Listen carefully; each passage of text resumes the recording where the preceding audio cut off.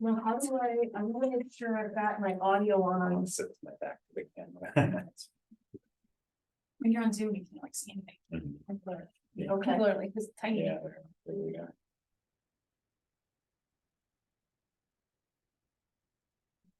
Arrow back on the screen.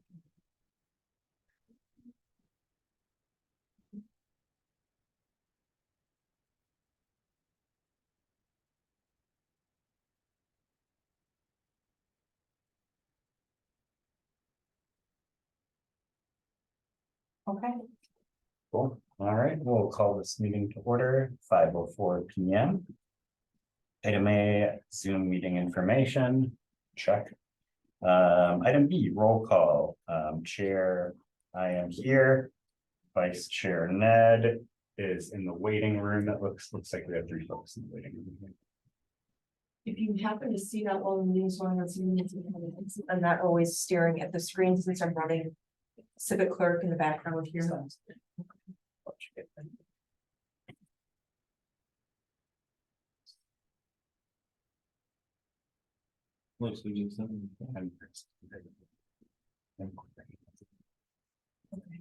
All right. Deal. Welcome everybody. Just in time for roll call. Ned, you are next up on the roll call. Present, thank you.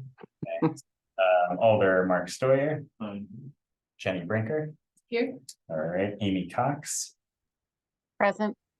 Krista Kananen. Present. Ori Mim. Present. Julia Nordyke. Present. And Mark Walter. Present. All right, we are all here, and I'd like to welcome our newest Sustainability Commission member, Jenny Brinker. If you'd like to introduce yourself to the group. Thank you. It's nice to meet some of you I haven't met, some of you I know. And I'm coming to you from 9 years of teaching energy management at NWTC. So Amy and I know each other pretty well. And other than that, I have also known Melissa through working at WPPI a little bit. And I also have a background in energy consulting, which I've gone back to. So I'm happy to be here, and my strength will be helping with energy management and renewable energy. Thank you. Awesome. Thank you, Jenny, and welcome. Excited to have you on board. Moving on to approval of the agenda for today's meeting, October 18th. Do we have a motion to approve? Motion approved. There's a first by Alder Stoyer. Is there a second? Second. Is that Amy Cox? Yeah, second by Amy. All those in favor of approving the agenda, say aye. Aye. All those opposed, say no. All right, approved. On to approval of the minutes from our last meeting, September 20th. Is there a motion to approve? I'll move to approve. By Mark Walter, do we have a second? Second. Second by, oh, I wasn't looking at the screen. Is that Corey? I think it was Krista. Krista, all right. Second by Krista, all right. All those in favor say aye. Aye. Aye. All those opposed say no. Excellent. Minutes approved. All right, and we are going to move on now to a presentation. We've got some guests here and a really incredible project of the Sustainability Commission and staff over the course of the last year on green infrastructure. So I will kick it to Melissa, if you want to tee things off here. Sure. So you'll only be able to see me through the. Okay, what does everyone see right now? The plant, the cover slide? Or the view of the room that we're all meeting in? Cover The cover slide. slide is Cover largest. Okay, and that's totally fine. That's totally fine. I'm gonna give a brief introduction to the plan and some of the goals and the purpose of the plan. And then Carrie, who is our consultant, our awesome consultant with Equalis, And Anna Peters from REL, which is Robert E. Lee and Associates, that's the long word, are going to present some of the other slides. Carrie will do some more of the specifics. We're hoping to keep our presentation to 15 to 20 minutes and then have questions after. So please hold your questions, write them down so you don't forget if you have a question that you'd like to get to near the end. And then Carrie, just for your information, I did invite staff to the meeting as well. So we do have a couple people from our public works staff in the Zoom. They're attending virtually. We have our stormwater utility manager, Valerie, and we have Chuck Yang, who is one of our engineers as well. So that's great. And I'm really glad that you two are here for the meeting. There is a second showing of the presentation next week at the Improvement Services Committee if you can't get enough or if you have other questions. And that one will be an in-person presentation to the INS committee. So, let me just get to my notes. Yes, Mark Story or Alder Story will get it 2 different times. To give you a background to the reasoning for developing a green stormwater infrastructure plan, and I'm just gonna say GSI from here on out. Not to be confused with GIS, which is also a big component of the plan. In February of 2022, the Green Bay Common Council directed staff to develop a comprehensive citywide green infrastructure plan. And so after that, we sent out a request for proposals. We got half a dozen proposals sent to us, and we selected Equalis to be the consultants on the project. And they partnered with REL on the project as well. And so for the last 11 months, the 2 consulting firms, along with many different staff representing various departments, as well as people from the Sustainability Commission and from the East River Collaborative, have contributed to the plan in a variety of ways. The plan, the intent of the plan is to be one of the strategies in the city's mission to increase our flood resiliency and achieve our water quality goals. So that's the big picture of the plan. Adopting and implementing the plan will help the city achieve multiple benefits for the community, including water quality and air quality improvement, reduced flooding, resiliency to extreme weather, traffic calming, and reduced wear and tear on our gray infrastructure, as well as just providing an overall more pleasant urban environment. So those are the big goals of having a plan like this. And then just getting into some more of, what we're hoping to get out of the plan, to have a prioritized actionable list of GSI projects for public and private property. We really wanted to create different processes and framework for implementation, not only for staff, but also that the members in the community can adapt to on private developments as well. This plan is also going to complement other programs that the city in recent history has developed for flood resiliency. And those include our new revolving loan program that we have for residents to implement GSI on at their home properties. It will also complement the East River Flood Mitigation Grant, which is an ARPA-funded grant for residencies within the East River floodway. So that's a limited term program, but it's ARPA funded. So, everything has to be spent down by the end of 2024, specifically for the East River community. And then also we have a new stormwater improvement grant for commercial development projects. That's also ARPA funded. And then there's another program. It's not run by the city, but it's called PACE. And what it is, it's a low interest financing program that commercial businesses can use to increase not only flood resiliency and stormwater management on their property, but also energy efficiency. And the PACE program has been around a long time. Brown County adopted that ordinance, I don't know how many years ago, and we have a lot of great examples in the city of Green Bay. For example, like the Northland Hotel use a lot of the PACE financing to implement energy efficiency within the hotel, when they were, you know, renovating that whole building. So we're hoping that this plan, with some of the projects that we've identified, that residents can use the financing programs and commercial businesses can use those financing programs to make some of these projects a reality. Under our plan deliverables, we had a lot of them, and that's part of the reason why this plan, it's a very specific plan. We didn't want generalities. We wanted Equalis and REL to give us really specific tools for not only identifying specific projects within the public right of way and in our parklands, but also on private property as well, because things are constantly changing in the city of Green Bay. We have a lot of redevelopment areas.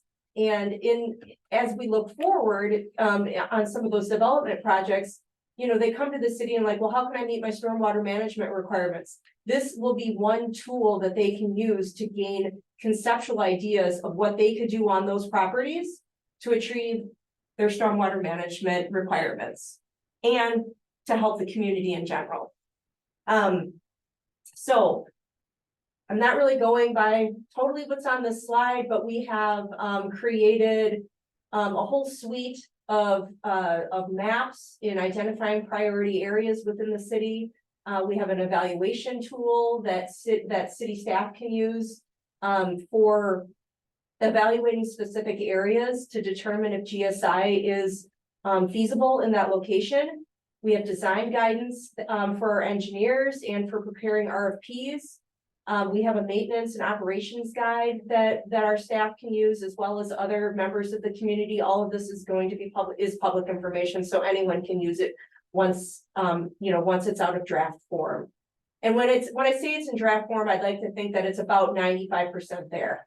So I mean, because we've done a lot of review internally already and given feedback to the consultant team along the way. And then one of the deliverables that I'm really excited about is the triple bottom line analysis tool. And that is, triple bottom line is a way of evaluating projects for not only the economic impact, but the social impact and the environmental benefits for a project. So rather than looking at a project just as what the initial cost of the project is, we want to see what monetizing the benefits that are going to be an outcome of said project. So this is a pretty complex tool. I've only been walked through it a couple of times, but I'm hoping that this will be a tool that not only myself, but other city staff can use as we go forward and evaluate projects. So with that, Carrie is going to get into a lot more of the specifics and maybe Anna on the specifics of the plan. Thank you, Melissa. I hope everybody can hear me okay.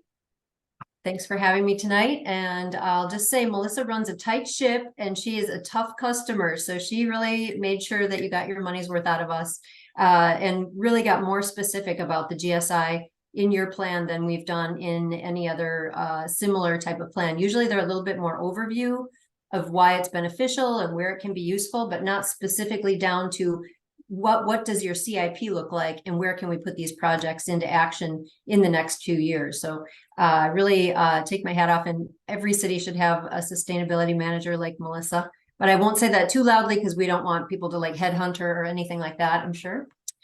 So we started off this, I think Melissa said about 11 months ago with a kickoff meeting. We had a lot of stakeholders from city staff, alders, some nonprofit folks were there. The mayor was there for 3 hours. That said a lot to us, that what an impressive, mayors don't usually show up to levels of meetings like this. And we went through a lot of questions about what does the city want to see in this plan? And the first thing was to ask, what does GSI look like to you? And there's a whole slew of different devices or strategies that can be used. And so what I'm showing you on the screen here and the next page are the ones that were chosen by the city. The only thing really not chosen, and it's really debatable, is a wet stormwater pond, which was used for, forever in our history of a way of managing stormwater, really not seen as green stormwater infrastructure by most communities. But there are a few who say they want to just include that in the bucket so that they can keep an eye on them, have them in a maintenance plan and that type of thing. And just sort of include it because there's some green aspects. They're vegetated in some cases, that type of thing. But so when we were thinking about what could be utilized in various areas of the city, keep in mind that we had all of these in our toolbox that we would want to use. And the only one that we really didn't use is the constructed stormwater wetland, which is the bottom item. And that's because it takes a lot of space and you'd have to be giving up an entire park or that kind of thing. So it just didn't really play out here, but I think everything else was really called out in our plan. So first we want to determine what are the priority subbasins. Where do you really need it? And when we had the kickoff meeting, we asked the group to rate the list, and maybe it's difficult to see this little tiny font, but there are various areas where we found GSI to be useful. In areas that are flood prone is usually number one. High pollutant loading areas are where you want to find better water quality in your streams. To reduce storm cost of regular storm sewer upgrades, if you know your pipe is failing and you have to replace it anyway, you could be using something like porous pavement to take that water and not have to have as much storm sewer. Areas of known inflow into sanitary sewers that might lead to basement backups. So we could be putting water that would otherwise be diverted into sanitary sewers sort of by accident, inflow and infiltration, and put it over into a rain garden, for instance. So we gave them this full list. This is the ranking of how it came out by our stakeholders. And so this stuff is what we kept in the back of our minds while we were coming up with what's a priority area look like. So a priority area would be what's flood prone or where you've had flooding in the past, and then where the pollutant areas are the highest, especially anything that's going to be leading to helping you with TMDL and your DNR permit, which some people might have heard that acronym, and maybe we'll even talk about it later. So then we bring Ariel into the mix, and Anna is amazing in helping us with our GIS mapping. Anna, jump in if I get any of this wrong, because you are the technical brain on this thing. I'm just by the way, I didn't introduce myself. Carrie Bristol Girl. I'm the Executive Vice President of Aqualis Engineering Services. We're located in Milwaukee at the Global Water Center. And Ariel, you're all familiar with them because they're right there in Green Bay. So within priority subbasins, we want to identify. So how do we find out what the priority subbasins are? I maybe kind of skipped on the last. We want to take water quality analysis. We want to take the flooding information from the city and then the feedback. So once we do that, we have all that information in GIS. We do an analysis to find out the outfalls and the drainage areas that have the highest water quality problem based upon some calculations that have been done in the past by the city. And then reports of flooding, the upper right corner, these are actual calls to DPW or maybe even the fire department during events where somebody is flooding, the roadway's flooding, it's a private property flooding, whatever it is. And the more that we see in a little drainage area, each one of these drainage areas, if you can see this upper right says 106, it's kind of a blue color. Each one of these is associated with a storm sewer. So that we delineate, we say everything that's within that little area drains to that storm sewer, drains to the river. And within that drainage area, every time we've had, hits of flooding, the coloring gets changed to more and more intense. So you'd have a darker color if there are more calls to flooding in that particular area. So 130 on the east side of the river had a lot more calls than everybody on the west side, according to the map. Same thing with the water quality map. So the sub areas that have the worst water quality from total suspended solids and phosphorus. And I'll say, if you're really trying to see the details of this, all of this information should be provided to you in the packet. So you should be able to go through, flip through the pages and see the full maps. The full maps will be a part of the report as well. And then we also have the capital improvement program that the city created. So the most high priority areas are developed by poor water quality and flooding. And then after that, we take the city's CIP. Where do you plan to spend money on roadway projects, water main, sewer, whatever projects in the next 5 years? And we put that into the mix. And what pops out is like kind of an obvious where we need to be looking first to put in projects that are catalytic, that can get started and completed in a decent time frame because you've already got funding set aside for a roadway project, for instance. You're already spending money on replacing pavement. Maybe it could be porous pavement instead. It's just incrementally small change in cost. And then we look at getting down into design of specific spots where GSI could be placed based upon specific locations. So soils, groundwater, bedrock information, slopes, like anything that would either be a barrier or an opportunity to getting the projects in the ground. And then we move on to selecting those actual locations. So looking at those water quality and flooding zones, we pick spots where there's a CIP project and where it makes sense. We start to look at what type of GSI would fit here. Is it a porous pavement project? In this case, it was bioswales. And then a sheet like this was created for 30 public locations. And I think 17, 18, 19, something like that, private locations. And we're looking at the drainage area that's draining to that spot. How much bioswale, if you're not familiar, it's sort of like a rain garden, but it's got an engineered soil mix, and the cross section is shown there on the right-hand side of what that looks like. And then we dig in a little deeper and say, all right, here we are at Jefferson and Stewart. It's a low point in that little neighborhood. We can pick up water in bioswales on the terrace areas of both sides of the street.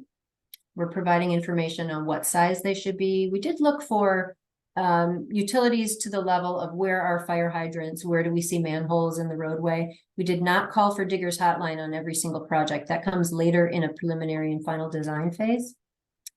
But going back to the previous slide, then we also tell you how many gallons are captured in this project, how many gallons of stormwater can be captured here, and then how many pounds of phosphorus and total suspended solids can be removed by this device in this location. So this is all really good information that can be used for your DNR permit. It can be used in the GIS that you'll see in a few minutes.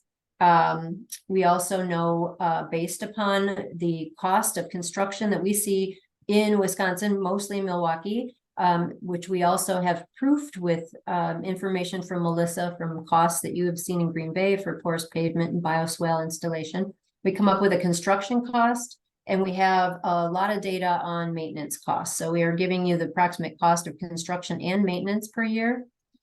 And then jumping on into the GIS maps, since we said we would be 15 to 20 minutes and we have 5 minutes left. We have the GIS map.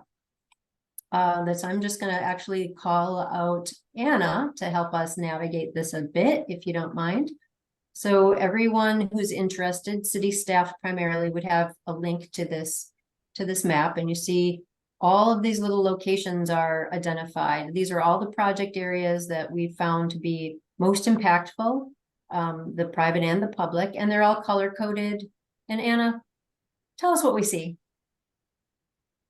Sure. Hi, everyone. I'm Anna from REL and Associates. Again, just did the mapping and created this application for you guys to utilize. So what you're seeing here, like Carrie said, is an overall map of all of the proposed project areas and the GSI locations that were picked out and proposed. So for example, if you want to zoom into one of the project areas, I can kind of explain what's going on there a little bit more. So on the previous slide that Carrie had showed, it was a kind of a PDF with the information for each of the GSI and the project areas, like if it's private or public, what type of GSI it is, etc. You can click on each of those points and it shows that information in there for the specific GSI. And then we broke it up even further and also included some information in the project area. So Carrie, I think if you hit that button one more time where you hit the arrow, oh, that works too, right there. That's perfect. So now you can see you're selected on the actual project area, and that has more specific information to the actual project, like the project ID, construction cost, the total phosphorus reduction and total suspended solids reduction, as well as the volume captured in gallons at the very bottom there. So this is an overall planning map. There's some fun stuff on the side. On the left side, you can see that there's a legend. You can use some of the filters in the bottom left-hand corner to filter out highest impact project areas, as well as, so that's basically just going to highlight any of the project areas that are in that highest impact level.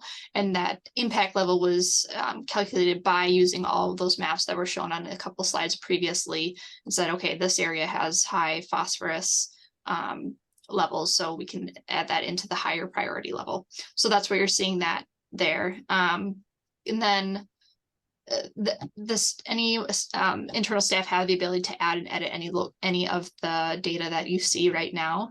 And that can be done by using the widget in the top left-hand corner. It's like a little pencil mark with to the right a little bit more, Carrie, right there. Yeah, there you got it. So folks can either add any existing ones they want, because all the ones on here are just the proposed ones that are added. So if there's anything that currently exists out there, you can definitely go ahead and add it. And then if you want to edit any proposed points that are on there, Carrie, if you would click one of those yellow points.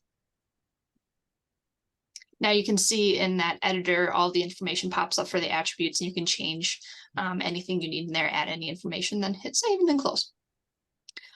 So that's about it on the mapping aspect of this online application. Again, anyone who has the link can see this information and edit the information. Awesome, thank you. Now get back to the presentation will be the trick. Just gonna go back, oh, there it goes.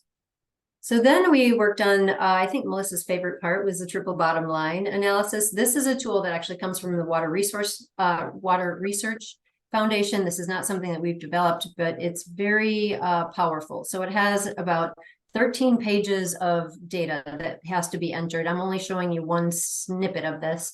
And the more information that gets entered, the better the data is coming out. But you'll be able to see the impacts, and difficult to probably see the screen, but you'll be able to see the total estimated amount of savings in water supply, because if you're capturing green stormwater, if you're capturing stormwater in GSI, there's a possibility that you're going to be using this to water plants in some area, that you would be able to also see a property value increase, because the more greenery, trees, maybe even water features in a neighborhood, the more you see of improvement of property values. So all of these different factors are giving you benefits back, more than just water quality, flood control. You're also getting, reduced energy costs and carbon sequestration,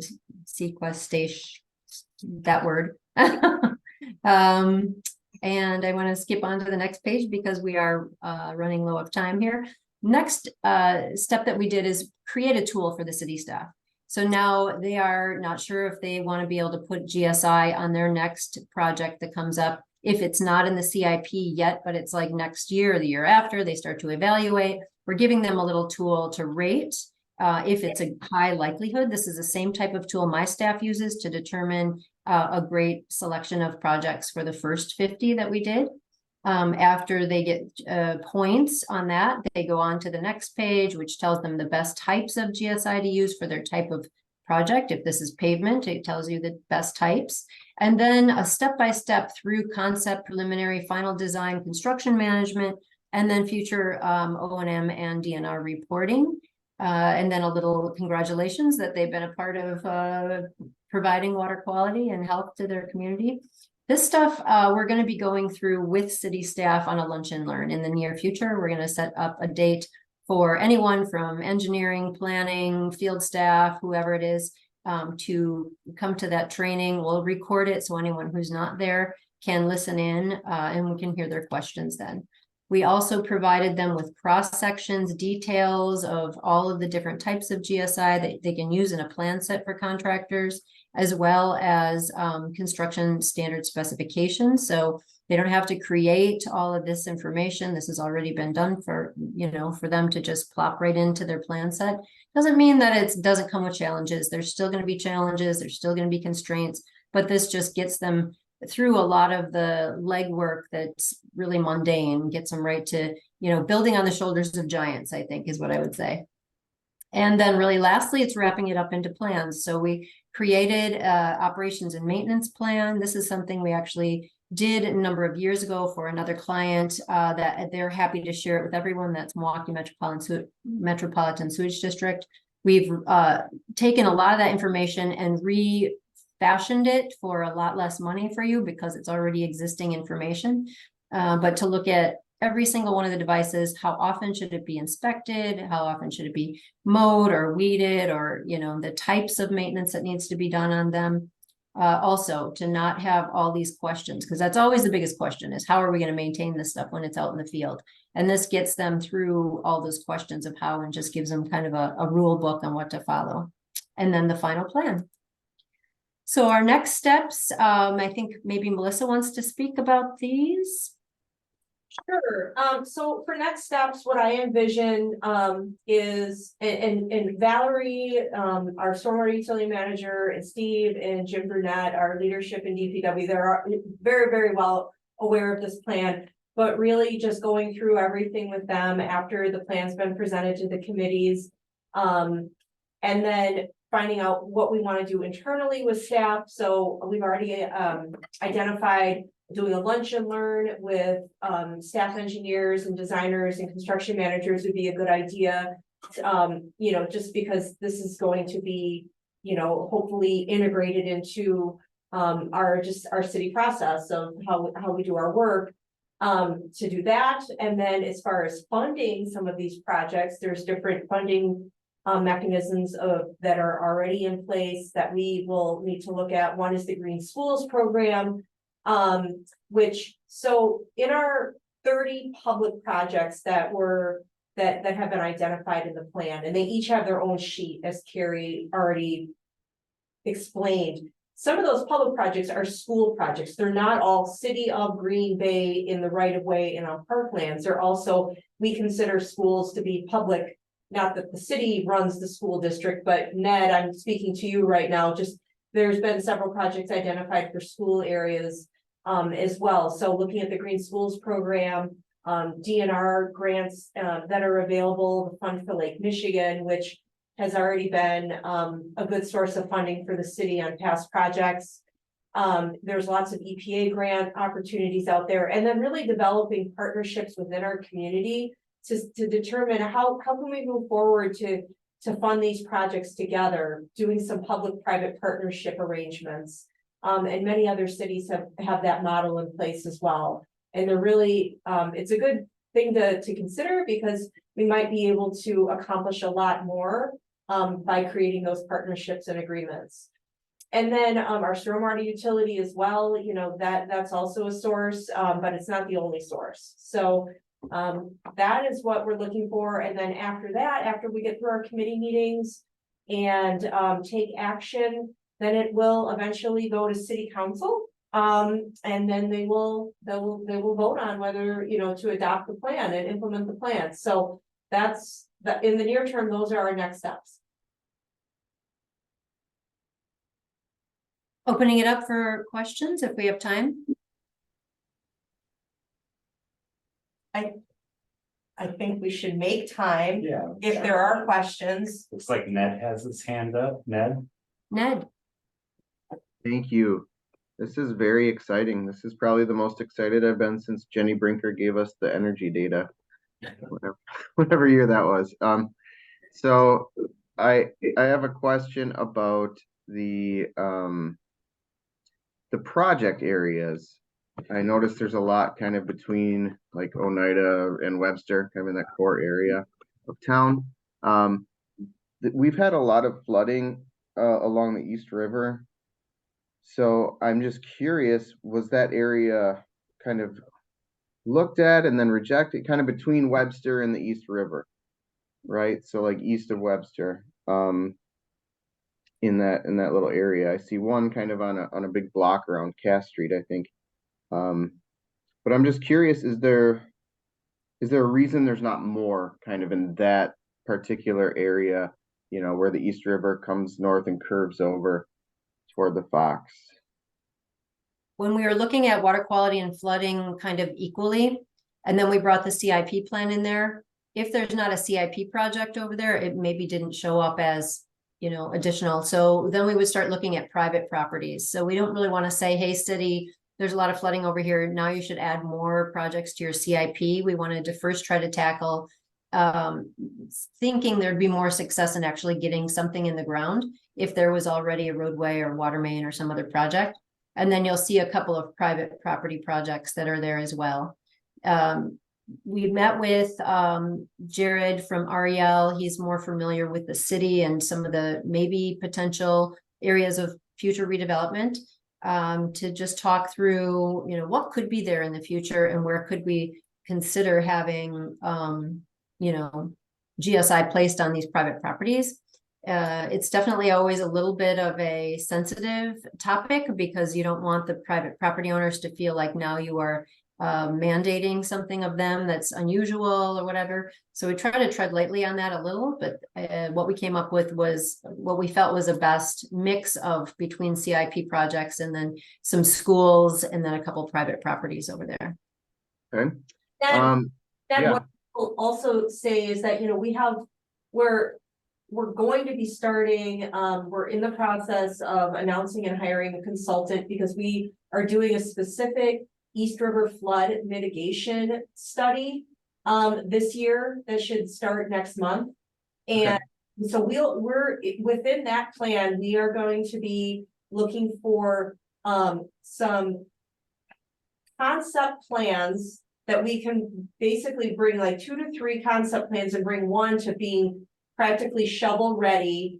And we're looking specifically at city-owned parcels in the East River floodway that could potentially be developed into flood mitigation solutions. So we're looking at something very specific. And when we look at, this plan, this GSI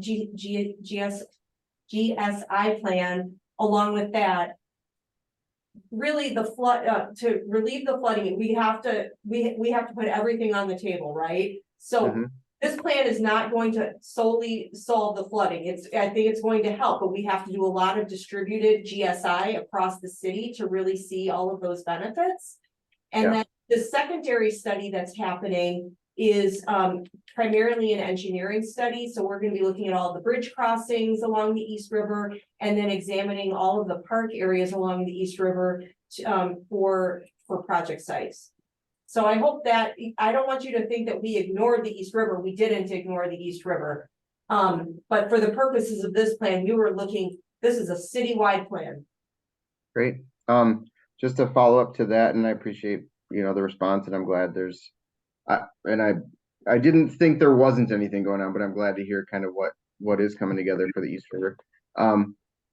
Is there a way to overlay kind of the GIS that we have here with, and this is internally, right, with city staff, with the requests for rain barrels and the parcels that signed up for No Mow May? Because I think we might be able to see like, oh, well, these are hot spots where people really want to do something in their neighborhood. So what we did at the very onset of both the rain barrel program and No Mow May and with Planned Natural Landscapes is we have GIS layers already established and we update those every year. So we've done the rain barrel program for 2 years now. So we have rain barrels identified all across the city. It's already in our GIS system. My grand vision is that we will have a whole story to tell over time of how GSI developed and, all our different applications throughout the city as we go. I think Mark has his hand up as well.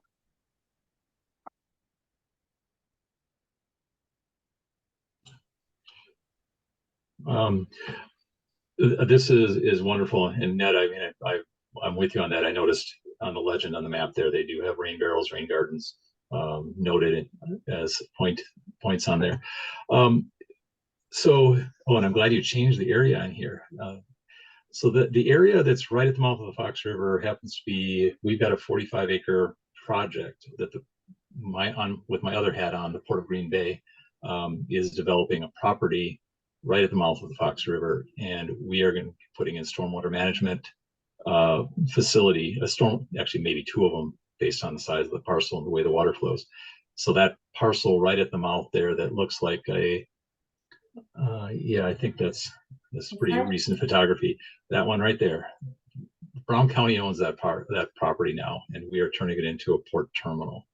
And we will have stormwater management on that parcel. We'll actually be raising it up to get it out of the floodplain and then managing whatever other water is there. And the ponds and the boat slip that you see there are also going to be filled in, and will actually be filled in all the way into the bay.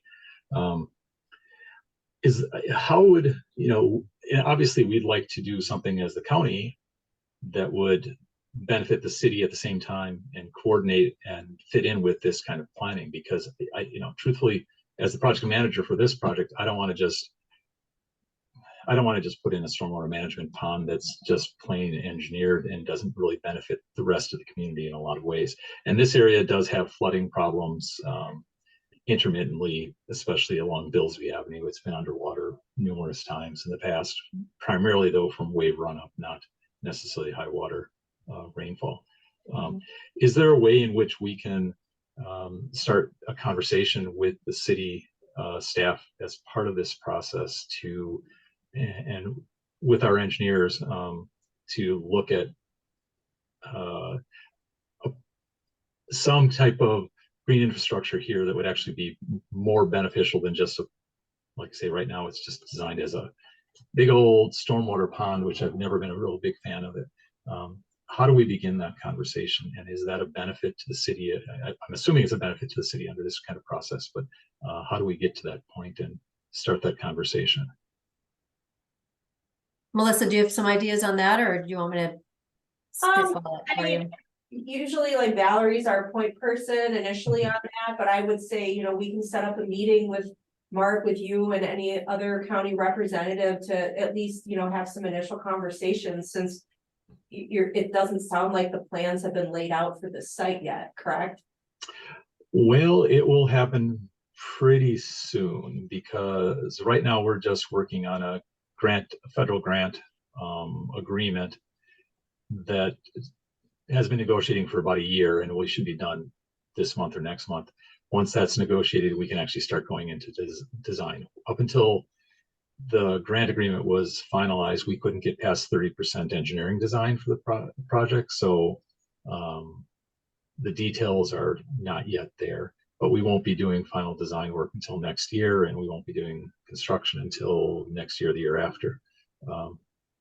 So there's still quite a bit of work to be done on here, and I certainly would like us to have this conversation.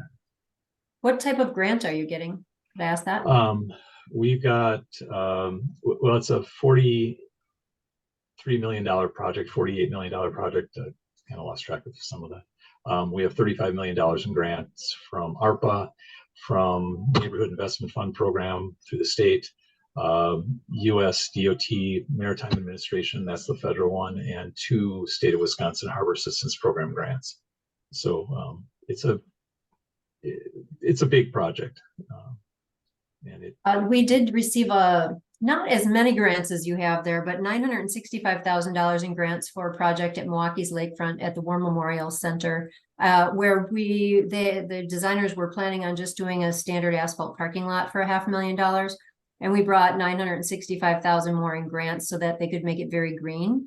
And so if you are thinking about going kind of over and above or a little beyond what the normal stormwater ordinance would require, I think you could also look for additional funding to help you do that. But we'd be happy to talk with you about options. But you could also try to use the tools that we've created and come to our lunch and learn, or send some of your engineers to the lunch and learn that we're going to do for the city staff. And then maybe we give them enough direction into where to go to start, planning this out for themselves. So it could be either thing, or, using Valerie and the city staff, Sure. got a couple of options. Yeah, I'm not specifically familiar with Valerie, but certainly the rest of my staff that I work with, because we're also the solid waste department, so we run landfills, and Valerie knows our staff, the work we've done very well. Yeah. And we're still looking for additional funding. We've got about a $15 to $18 million funding gap at the moment. So we're still looking at additional funding. We've got 36 million and counting. Julia? Yeah. Yes. Mark, well, Yes. it's not $18 million, but I mean, the coastal management deadline's in 2 weeks. And you could definitely put something in together as like the county and the city to work on that. And they would fund that. I mean, it would be a pretty competitive, even just to do it, I don't know, whatever you need done. Just to make like an agreement or get it in there.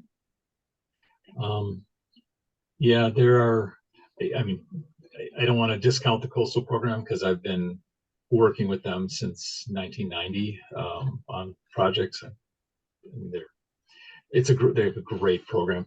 It's that in this case, the timing just isn't going to work quite with what we want to do. We don't have the details that we would need even for the coastal program yet. And it's a little small for what we need. There are some federal programs that we will tie into pretty quickly they're supposed to make announcements on the grant funding. The NOFO is supposed to come out in November for an infra grant, which would fund up to $50 million, $50 to $100 million, which we will aim for to fill our funding gap. So yeah, we've got options there. That part doesn't really concern me in terms of the cost of this, based on the other costs that are here, and these giant numbers that we're dealing with. The stormwater infrastructure is not a big chunk of change compared to some of the other work that we're going to be doing there. So, And you're already doing the work, so now is the time Yeah. to get this stuff done, right? yeah, Yeah, there's lots of options. I think we'll invite you to the lunch and learn if you wanted to do that, and then Sure. I think there's a lot of people that will want to help you. Any other questions?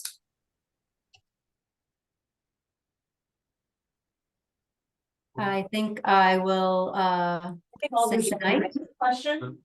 Gary, hi, Alder Sawyer. I'm slowly looking over the plan, and, we'll be looking at this at our INS committee, which I am the chair of, and also city council when we vote on it. I haven't really had a chance to look it over completely, but there's been a lot of work done in here, and I follow what Melissa has done in the committee. Some very good stuff, so I'm very happy with that. There was just one thing we talked about earlier today, and I don't know Melissa, if that ties in with this or this. We're talking about electric cars. That's with the clean energy plan. Okay, so never mind on that. Yeah, Never mind. that's a different plan. I'm just getting overwhelmed. There's a lot of stuff here. I know. So, generally, I like the plan. I'm gonna have a chance to, look it over in the next week, and, hopefully we can bring some good things to committee and also the city council, because I think it's we're on a good path right now. So, Awesome. Great to hear that. Julia Norday has a question. Just Oh. a quick question, for the, TSS and the phosphorus and then the gallons, is that like annually captured? Yes. Yep, based on annual. Okay, based on what storm? Like, Well, the way the water quality is calculated is based upon, honestly, it's Winslam model. It was built, based on calculations and water quality analysis that was done from real field sampling back to the 1970s for the state of Wisconsin. So it's almost the most robust water quality modeling for the right where we're at scenarios compared to the rest of the country. And they found the most representative storm, believe it or not, for water quality is from 1969. So we run the annual storm from 1969. Most of you probably weren't even alive yet, but I was, just barely.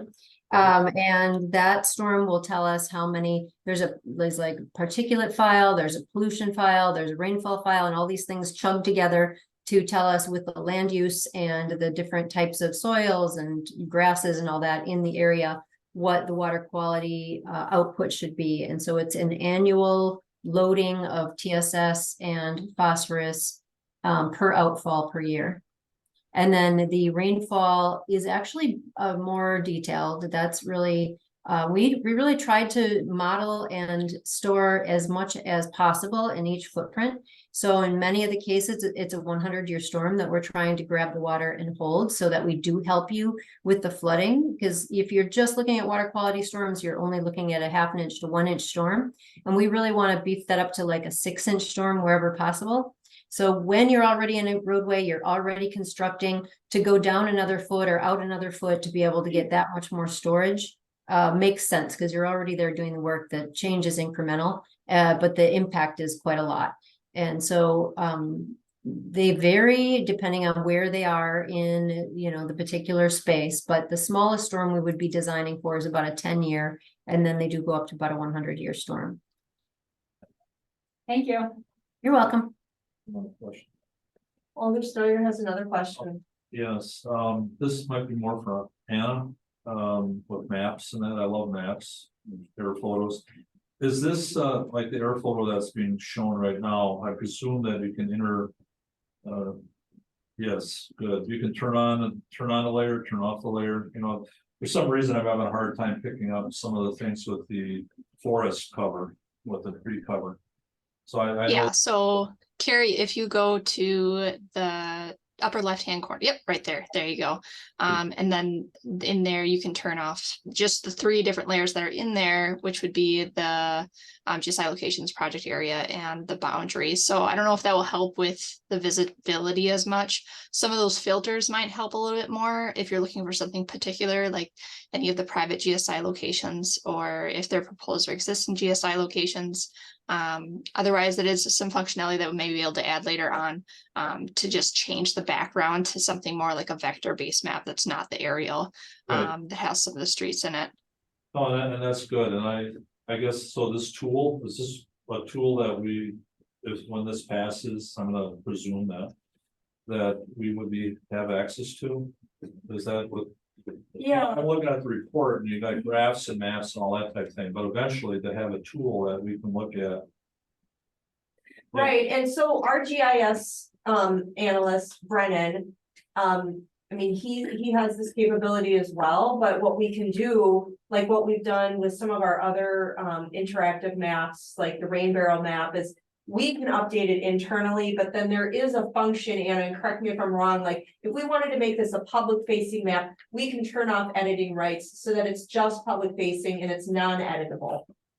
Correct. Yep, we can change it to where it's not But editable. That's what we could do as a public facing document, to be able to, you know, because we might, you know, we know we'll have questions in the future, especially from the school district, like where are our projects? And we're gonna have those conversations No, I know with the that, school and that- district, but for alders and for anyone really. It's more of a technical question, and I'm just looking at the map and, you know, you have to study it, you know, it's because you have trees there, but I would sometimes with maps, you like to just see a planimetric map. You know, it's just the information and you can see where the concentrations are Mhm, without the background. And both are important, but I'm just saying that mhm. for presentation purposes, that's important, I believe. Okay. So that's it, thank you. We also created a whole bunch of maps just for you, I think. And I think they were included in your packet, but if you don't see them, let us all know. Yeah, So I have some reading material tonight, oh man, that's nice. And I'll just plop one quickly if I can get it open and I don't lose everybody. Maybe I'm not gonna be able to do that. But look in your packet and see if you have it, but you'll see all kinds of maps that are real maps. So you would be able to print it out and study it and not even have to be on a GIS.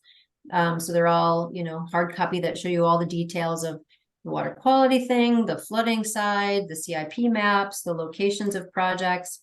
And all of that can be more in a real map, kind of traditional kind of view.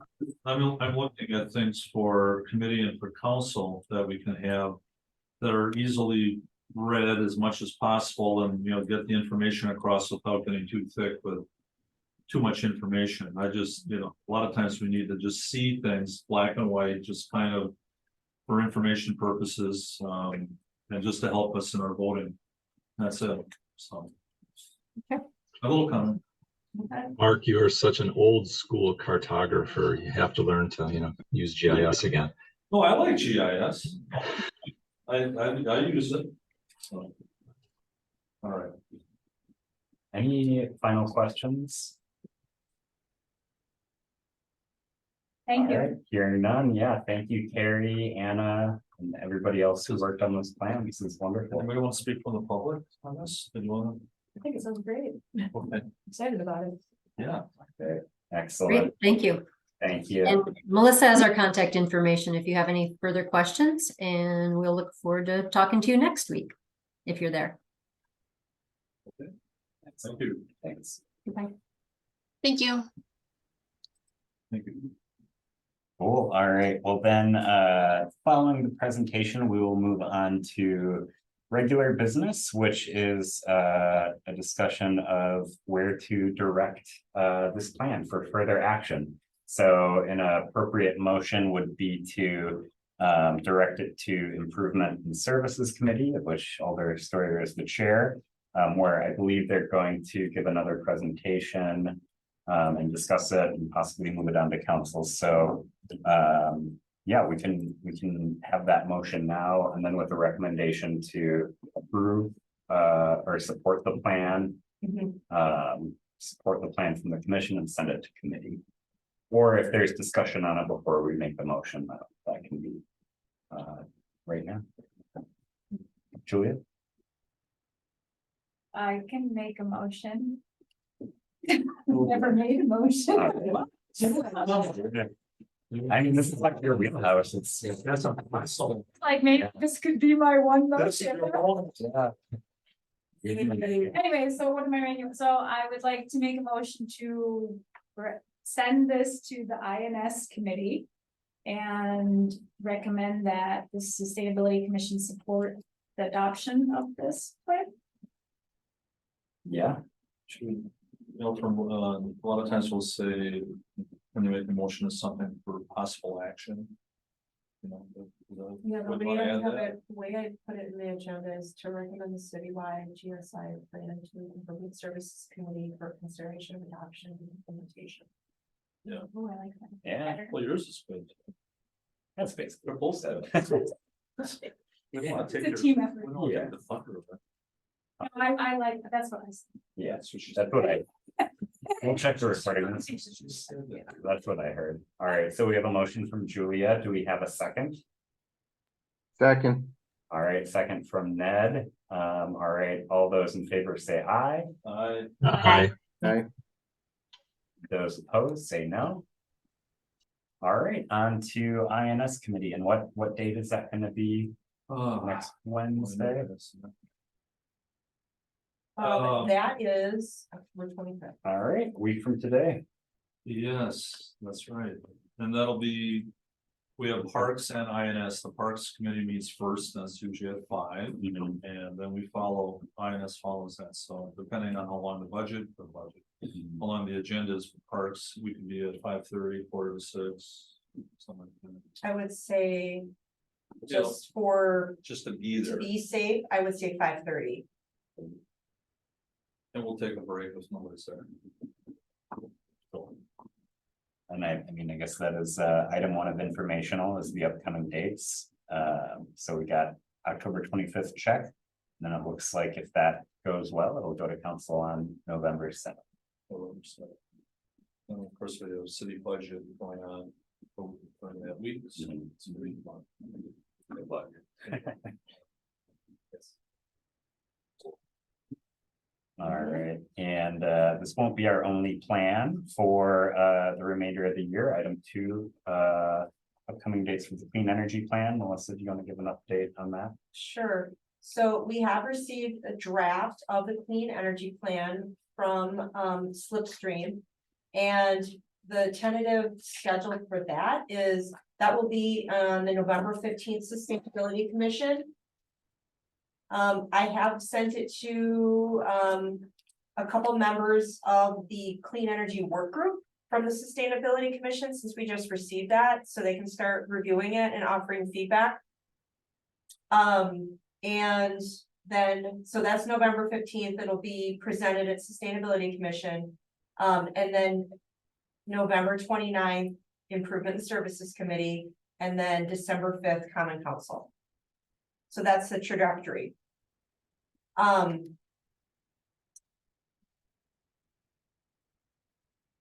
So in your packets for November, you'll have the full plan to review.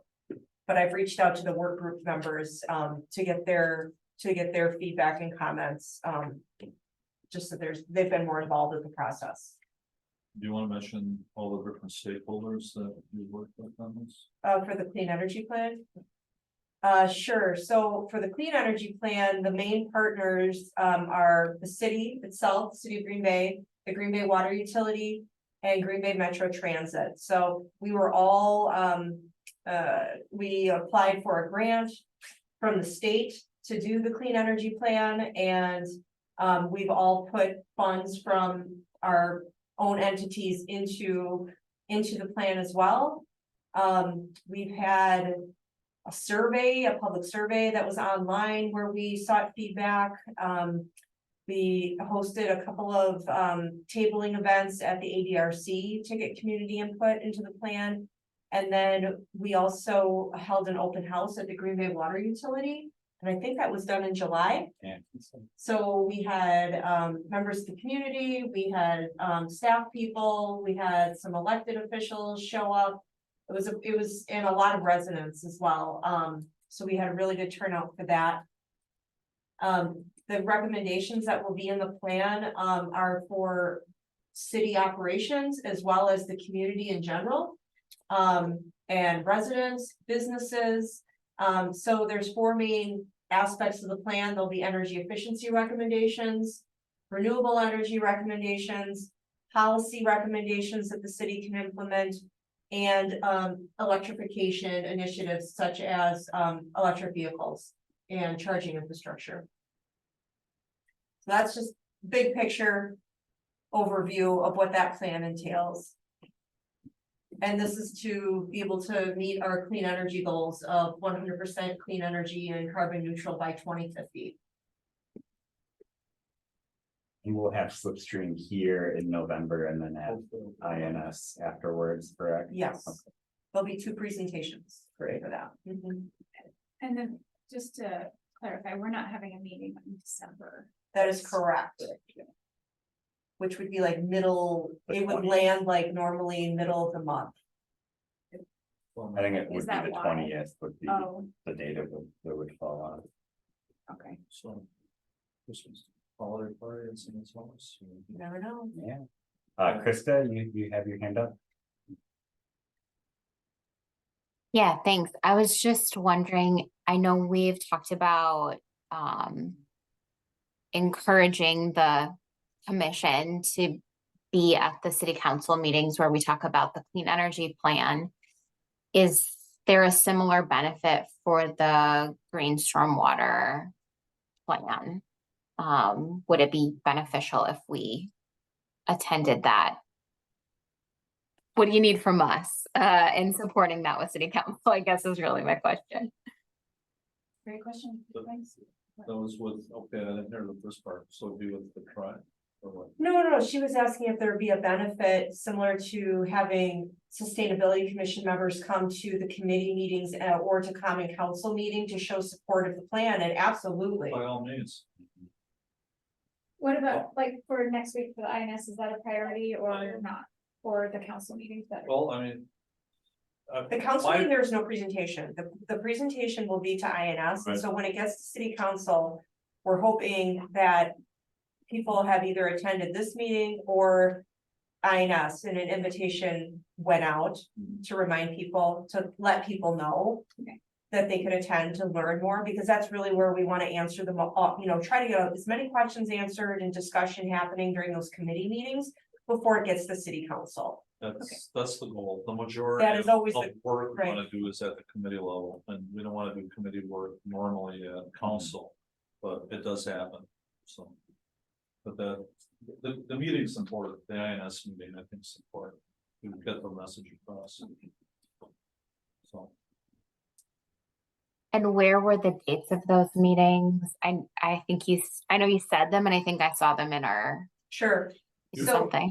meetings are, you can zoom that. mhm, if no, you like. October 25th, which is next Wednesday, Wednesday evening, 5 Okay, and you can attend via Zoom or in person. All of the committee members for that committee attend in person, Mhm. and Carrie will be in person for that presentation. All right.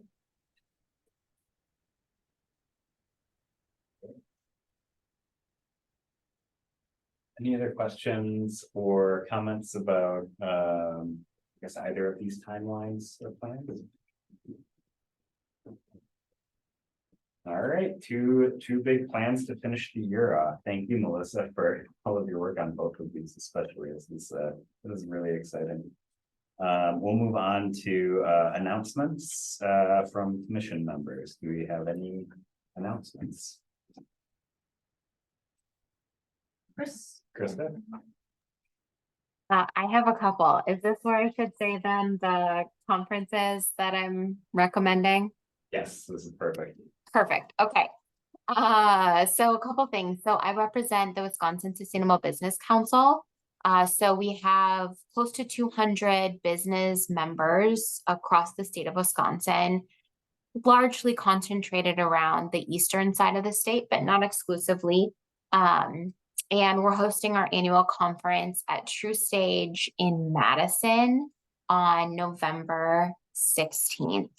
And so just wanted to extend an invitation to this group or any businesses that you know of that are interested in sustainability or, want to learn more, want to understand what some of the challenges are for companies integrating sustainability into their business models. And then, so I won't be at the commission meeting next month because I'll be at our conference. We have the 15th and 16th, we have some activities. There is a virtual option for that conference. And if you're interested either in attending in person or the virtual option, let me know. I'd be happy to pass along more details. There's also a couple of free sustainability events coming up. So one is there's a group that kind of started out of the university system, UW Oshkosh maybe, called Northeast Wisconsin Sustainable Leaders Group. And so it's a lot of business sustainability professionals, but also you don't have to be in business. Anyone who's interested in or affiliated with sustainability is welcome to attend those. And we have a meeting that I won't actually be able to attend, but it's at Schneider on October 25th. So again, if you're interested in connecting with other sustainability professionals in the area, let me know. What was the name of that meeting? Chris, I'm trying to get this in the notes. Yeah, of course. It's Northeast Wisconsin Sustainable Leadership Group. New SLG is what we call it. So that's October 25th. And then there's also another free event on October 30th. It's a webinar for the target audience, I guess, is women in the pulp, paper, packaging, plastics, and I don't know, converting women in the 5P industries. And we're talking about how to implement sustainability into the pulp, paper, plastics, packaging industries. So if you are interested or know of anyone else who's interested in that, let me know and I can pass along that information as well. That one, the meeting, Krista, and you said November 16th? Yeah, in Madison. That's 16th or 15th? It's the bulk of the meeting is the 16th. We have an awards ceremony the 15th as well. Okay, yeah, because that's a Thursday, the 16th. So Correct. I'll go be there the day before, so, okay. Yeah. Never mind. All right. And the Sustainable Leaders Group meeting, October 20th, you seen that's being held at Schreiber or Schneider? Schneider. They're very similar. Yeah, it's focusing on like sustainable transportation and some of the things they're doing around electrification and things like that. What time? It's at their new Grove building too, which is, I'm really excited. I wish I could go to see that because it's supposed to be pretty cool. I'm gonna say contact Krista Kanan for more information. Yes, happy to provide more. Excellent. Thank you, Krista. Yeah. An exciting slate of events. We'll miss you next month. Any other announcements from folks? I have one really quick. Tomorrow, there's going to be a Green Bay climate change science workshop happening at UW Green Bay, and it's bringing together like researchers, like UW-Madison, UW-Milwaukee, NOAA researchers from across the Great Lakes, to talk about climate change science for this region. So That's That's tomorrow. that is tomorrow at the university. What time? It's all day, so it starts in the morning. You can come have breakfast if you want. I'm gonna be presenting right away on some Green Bay stuff, actually, which I wanted to hear about. What? It's a, At the university, should be. well, that's why I brought up November and December. That's okay, we'll figure it out. January. Yeah. Cool. I'm sorry, with, Where is it? at the union, All right, would you, I can email you. yeah, the email me, agenda. because I was supposed to go to the breakfast tomorrow with some friends, but I might. Oh, go well- Later. Maybe. Yeah, of Okay. course. And then it's on Friday to see some. Oh, So we're presenting, I'm gonna, yeah, some. Well, just Green Bay stuff. send me- It's all about, Send the link though. yeah, and if you have, I guess, we can do it offline, but if, let me know, they're gonna be workshopping, so if there's like research needs. Pass them, what's your wish list of research? Cool. It's bored here. I don't know, All right, it's gonna get warmer. Okay.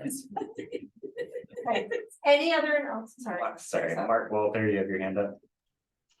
Yeah, just for those of you who may be interested in learning more about recycling, we are holding, the Tri-County Recycling System is holding master recycling classes on November 7th and 9th at the STEM Center out at UWGB, with the goal of trying to get people trained to go out into the community and talk about recycling and answer questions. Since there's only 3 of us right now covering 3 counties, we'd like to have a lot more people. So it's modeled after the Master Gardeners program.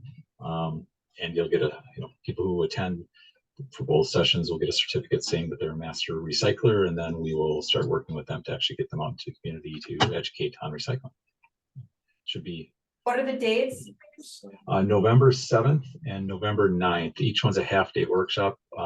One's in the morning, one's in the afternoon, and forgive me, I don't remember which one is which, but you can contact me with, if you want any information through my work email is probably the best one, which is mark.walter@browncountywi.gov.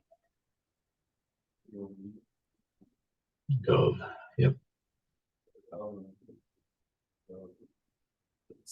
Thank you, Mark. Mhm. Any other announcements from folks?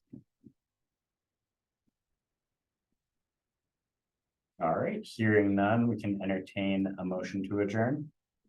So moved. All right, there's a motion by Alder Steuer. Is there a second? Second. Jenny? All right, all those in favor of adjourning, say aye. Aye. Aye. Okay. Those opposed, say no. All right, adjourned. Did Jen give a second on that? Yep, James had a second. I do really want to say. Yeah, bye, Zoom. Yeah, Yeah. send me the link. I will. Send me the link. Quick question, CIP, city implementation plan. Veteran question. Capital improvement plan, I feel like I should know I that, didn't but know. I'm gonna keep asking dumb That's questions if I totally have. fine. And Melissa, I was at that WEE thing today.